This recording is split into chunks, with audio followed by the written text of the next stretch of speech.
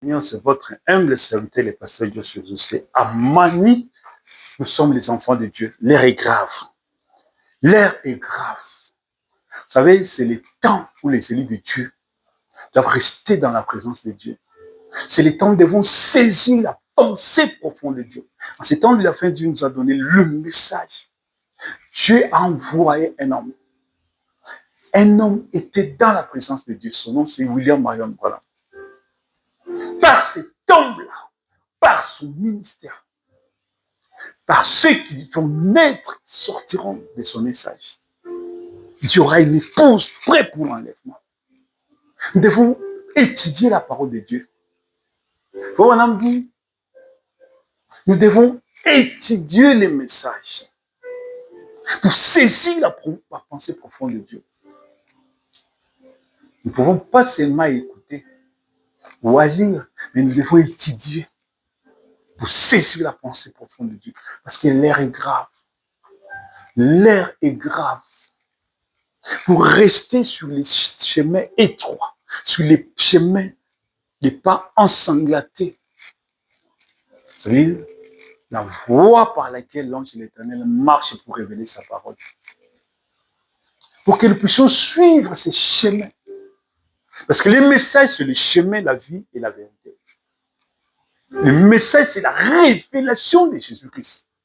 C'est qu'il rejette ces messages. Vous savez, dans chaque âge, Dieu choisit un homme. Dans chaque âge, la plénitude de Dieu descend dans un homme. Est-ce que Dieu n'avait plus le Saint-Esprit au ciel? Pour que Dieu puisse dire à Moïse dans les livres de Nombre, je descendrai, je prendrai de l'esprit qui est sur toi et je vais mettre en eux. Est-ce que Dieu n'avait plus le Saint-Esprit au ciel? Pourquoi? Parce que Moïse était le messager prophète. C'est lui qui avait l'onction de l'âge, la plénitude de l'âge. La plénitude dans un âge descend dans un homme. Et c'est par cet homme-là que Dieu distribue aux autres. Dieu a pris l'onction. Le Saint-Esprit par Moïse, il prend une partie, il donne à ses 70. Si Israël était délivré parce que Dieu avait rencontré un homme, Moïse, c'est les 70 qui sont comme dans le Nouveau Testament, les Éphésiens 4, devaient soutenir, ce sont les auxiliaires qui devaient soutenir Moïse dans son ministère. C'est parce que Moïse avait rencontré Dieu. Dans le Nouveau Testament, vous dites, pasteur, pourquoi là tu parles de l'Ancien Testament? Dans le Nouveau Testament, la même chose. Paul dit, celui qui a fait de Pierre l'apôtre des circoncis, a fait aussi de moi, Paul, l'apôtre des incirconcis. C'est quand Pierre est allé qu'il parlait la parole, qu'il prononçait la parole, que le Saint-Esprit est descendu dans Actes chapitre 10, chez Corneille. Amen. C'est quand Pierre, prononçait la parole.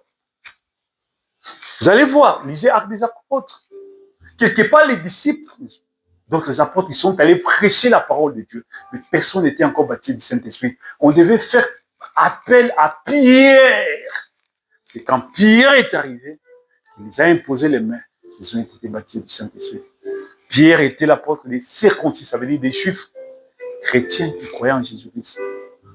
Paul était le messager prophète des incirconcis, ça veut dire ceux des nations en dehors d'Israël. Et c'est par lui que le Saint-Esprit s'est répandu. Vous voyez? Par un seul homme. Aujourd'hui sur la terre, nous avons ici le Saint-Esprit par les canaux de William Branham. Si tu rejettes, je ne sais pas quel ciel tu vas aller. Je vais écouter mes enseignements, j'ai expliqué. C'est même l'entrée au ciel. L'entrée au ciel. C'est par le Saint-Esprit de Dieu. Parce que l'ange messager qui amène les gens au ciel se tient à la droite du prophète messager de l'âge. Je dis, je répète, l'ange messager qui amène les gens dans la gloire. 1, qui baptise du Saint-Esprit. 2, qui scelle les gens du Saint-Esprit. 3, qui amène les gens à la 6e dimension, au paradis, comme les gens le disent. La Bible aussi le dit.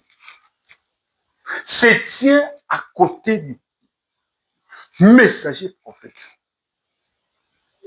Et tous les auxiliaires qui sont connectés avec le messager sont aussi connectés avec cet ange-là. Ça veut dire même après le départ de l'ange, du messager prophète, mais ceux qui sont fidèles dans ce message-là, l'ange continue, les auxiliaires, les Éphésiens 4, continuent l'œuvre. Et si toi tu rejettes le messager prophète, je ne vois pas comment tu vas aller dans quel ciel. C'est cet ange-là qui amène les gens au ciel. C'est lui qui a la clé. Quand Jésus a dit à Pierre, j'ai donné la clé, c'est cet ange, ça veut dire l'ange de l'Éternel, la personne du Saint-Esprit va accompagner Pierre dans son ministère pour baptiser les gens du Saint-Esprit. La clé du ciel, de la 6e dimension. Si tu ne passes pas par là, c'est un langage mystérieux. Les 7 messagers, Paul, Irénée, Colomba jusqu'à William Branham, ce sont eux qui avaient la clé. Pourquoi? C'est l'ange. Aujourd'hui, c'est William Branham qui avait la clé. Ça veut dire c'est l'ange là. Vous voyez? Quand on a arrêté Pierre, on l'a mis en prison. La prison était fermée. Mais celui qui avait la clé, c'est l'ange. L'ange marchait devant, Pierre les suivait, les portes s'ouvraient. C'est le mystère de Dieu. Si tu rejettes le messager, tu n'iras pas au ciel. Tu vas aller quelque part. Si tu rejettes le messager de ton âge, ça veut dire que tu as rejeté l'ange de l'Éternel. La personne du Saint-Esprit, Christ lui-même sous la forme du Saint-Esprit. Si tu rejettes le messager prophète, tu as rejeté Dieu lui-même. Tu as rejeté Dieu lui-même, tu n'iras pas au ciel. Amen. Parce que l'ange qui baptise du Saint-Esprit, c'est Dieu à côté de l'ange. Ouais. Tu auras l'onction comme Pierre, Judas a eu l'onction. Il a fait des prodiges, mais il est allé en enfer. Tu auras l'onction. Une puissance sur toi qui va agir pour un temps. Et après, ta vraie nature va se révéler. Tu vas amener les gens en enfer. Ouais. Parce que ce ne sont pas seulement les signes, les prodiges, les miracles qui sont la preuve que tu es dans la vérité. Non. Quelqu'un peut faire des prodiges étant un démon comme Judas était. Ouais, il a trahi Jésus-Christ. Il a vendu Jésus-Christ. Ah, tu as vendu le message de ton ange. Ça veut dire que tu l'as rejeté. Tu vas aller en enfer. Il n'y a rien qui pourra. Tu vas aller en enfer. Donc voilà pourquoi nous devons rester dans ces messages, grandir, étudier ces messages, jusqu'à voir la révélation de ces messages qui est l'épouse, qui est la foi de l'enlèvement. Il faut entrer profond dans les eaux profondes du message. Il faut plonger dans la profondeur des eaux profondes du message pour que tu puisses avoir la révélation, la foi de l'enlèvement. La foi de l'enlèvement, c'est la théophanie. La foi de l'enlèvement, c'est la théophanie. La personne même du Saint-Esprit, qui est la naissance positionnelle. Alors, il faut entrer profondément dans les eaux profondes du message. Ceux qui rejettent, qui ont cru à des hommes qui se sont fait des noms, ils iront nulle part. Ils sont des vierges folles. Servir Dieu en dehors de sa volonté, ça veut dire servir Dieu en dehors du message de l'heure. Le message de l'heure aujourd'hui, c'est le message de William Marion Branham. C'est là où nous devons. C'est ça que nous croyons. Je le crois de tout mon cœur. Il n'y a rien aujourd'hui sur la terre qui peut égaler ces messages, qui peut faire face à ces messages. Tout ça, ce sont les enseignements des anges déchus. Amen. Croyez les messages. Acceptez-les. Parce que c'est le message, la révélation de ces messages, c'est la foi de l'enlèvement. Là, pourquoi Frère Branham a dit, étudiez ces messages. Parce que c'est à l'intérieur qu'il y a l'ange de l'Éternel. Et cet ange-là qui donnera la foi de l'enlèvement. Amen. Bientôt, nous aurons la manifestation de l'épouse qui va préparer l'épouse en enlèvement. Qui jaillit de ces messages. Qui est la révélation de ces messages. Mais si tu rejettes le message, tu es où? Tu es égaré, tu es perdu.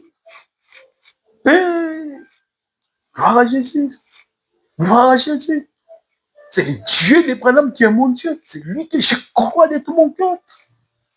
C'est le Dieu d'Abraham qui est le véritable Dieu. Dans chaque génération, Dieu nous ramène toujours à la parole. Il envoie quelqu'un. Et par son ministère, les Éphésiens 4 vont sortir. Vous voyez, il y a toujours quelqu'un qui vient ramener les gens à la parole de Dieu. Jusqu'aujourd'hui, c'est William Branham. Le message de William Branham. Il est parti, mais son message est là. Et l'ange de l'éternel, la colonne de feu se tient dans ce message-là. Celui qui reçoit ce message, il reçoit l'ange. Celui qui étudie, qui creuse, qui entre dans la profondeur de ce message. Oh, il entre dans la profondeur de Dieu. Et l'ange va l'accompagner. Et ce travail, c'est le travail de l'ange. Ça veut dire, ça montre la distance entre toi et l'ange. Vous voyez? Quand il s'approche de toi, tu t'approches de la parole. C'est là où la soif de la parole, l'esprit de la révélation commence à s'insurer. Mais si toi, tu es désorienté par un mauvais esprit, qui te dévie de la parole de Dieu, et que ce n'est pas l'ange de l'éternel qui t'accompagne, c'est un démon. Si l'esprit en toi amène la contradiction des gens qui croient au troisième Adam, le troisième Adam n'est pas dans la Bible. Frère Branham dit, ce message conduit à la Bible, ce message révèle la Bible. La Bible est révélée sur le message de William Branham. Je répète, la Bible est révélée sur le message de William Branham. Le Père révélé, c'est le Fils. Le Fils révélé, c'est le Saint-Esprit. Amen. Oh, vais suivre dans mes enseignements. La révélation des noms de Jéhovah, ou les noms nouveaux de Dieu, c'est Jésus-Christ. Amen. Le Père révélé, c'est Jésus-Christ. Jésus-Christ révélé, c'est son épouse. Ça veut dire l'Église, son corps qui sera enlevé. Vous voyez? Amen. Amen.